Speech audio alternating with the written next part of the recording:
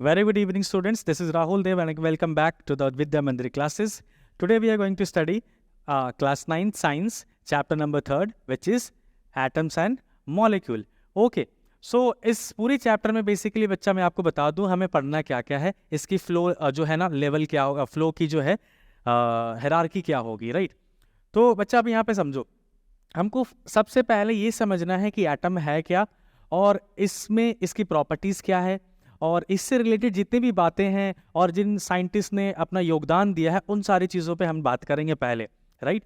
और जब हम इस चीज़ों पे बात करते हुए आएंगे तो हमको पता लगेगा कि हम एक्चुअली केमिस्ट्री की हिस्ट्री पढ़ रहे हैं, राइट। हम यहाँ पे केमिस्ट्री नहीं पढ़ते हैं, we are studying history of the chemistry, कि कैसे कैसे चीज़ें इवॉल्व हुई, राइट।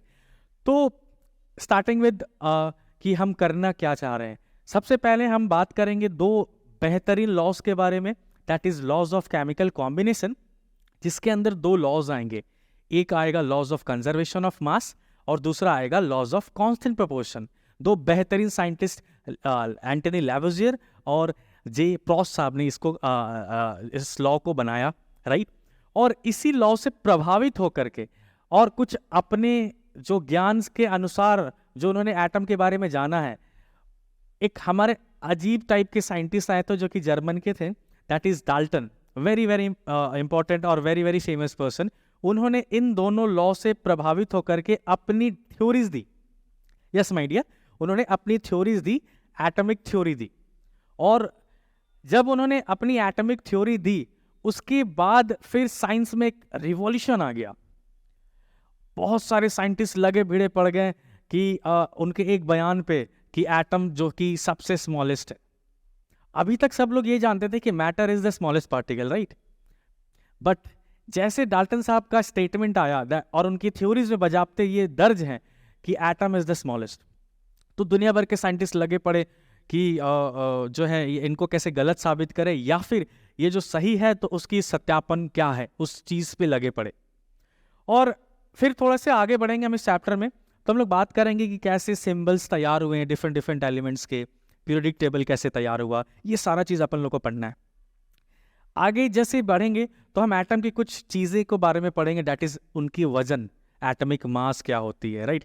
अभी फिलहाल हम इलेक्ट्रॉन, प्रोटॉन, न्यूट्रॉन जो कि सब एटॉमिक पार्टिकल है उस पर कोई चर्चा नहीं करेंगे क्योंकि ये 4th चैप्टर में पढ़ना है, राइट। लेकिन अभी इस चैप्टर में हमको पढ़ना है कि एटम की मास क्या होती है।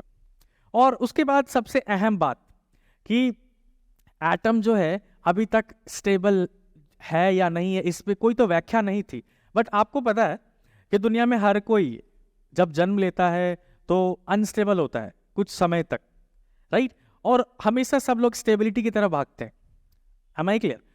तो बच्चा उसी तरीके से आगे चलकर आप जब को पता लगेगा ना कि एटम जो ढेर सारे एटम, ढेर सारे एलिमेंट्स है, उनमें से कुछ ऐसे एलिमेंट्स हुए जो कि स्टेबल थे और उनमें से कुछ ऐसे भी लोग थे जो कि अनस्टेबल थे।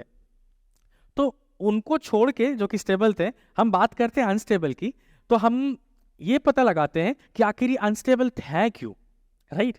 और अनस्टेबल और होने का कारण क्या है, और साथ में हम ये भी पढ़ेंगे कि उसको स्टेबिलिटी मिलेगी कैसे। और जब स्टेबिलिटी मिलेगी कैसे ये जब पता लगाएंगे बच्चा अपन ऑक्टेट थ्योरी से, तो उसके बाद हमको पता लगेगा कि जो एटम है अपनी स्टेबिलिटी को तलाश करने के लिए चले जाते हैं आयंस के फॉर्म में। और ये जो आयंस है बच्चा, ये एक टेम्पररी फॉर्म है ना, एक टेम्पररी फॉर्म है। और इसी टेम्पररी फॉर्म को परमानेंटली स्टेबल होने के लिए बच्चा हम जितने भी एटम्स हैं वो मॉलिक्यूल्स का शक्ल ले लेते हैं। आ रही है बात समझ? तो बच्चा ये था पूरा ओवरऑल। हाँ, एक और चीज है कि जब हम मॉलिक्यूल की तरफ आ गए और हमको पता लग गया कि एटम जो है वो एटम जो कि अनस्टेबल थे, स्टेबल होने के लिए आयंस और फिर मॉलिक्यूल का शक्ल ले लिए हैं, उनकी भी कुछ प्रॉपर्टीज की बात करेंगे, जैसे मॉलिक्यूलर मास, राइट, इसकी बात करेंगे। बीच में हम जो है एटमिसिटी की भी बात करेंगे, उनसे रिलेटेड क्वेश्चंस करेंगे। और उसके बाद सबसे लास्ट में जो सबसे अहम हिस्सा है क्लास 9th का, जो कि फिलहाल अभी सिलेबस से हटा दिया गया है, but I will teach here, that is mole concept, right. कि ये मोल कॉन्सेप्ट होता क्या है उसके बारे में पढ़ेंगे।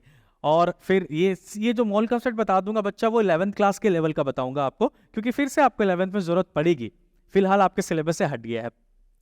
तो बिना टाइम वेस्ट किए हम लोग सबसे पहले समझ लेते हैं कि एटम है क्या।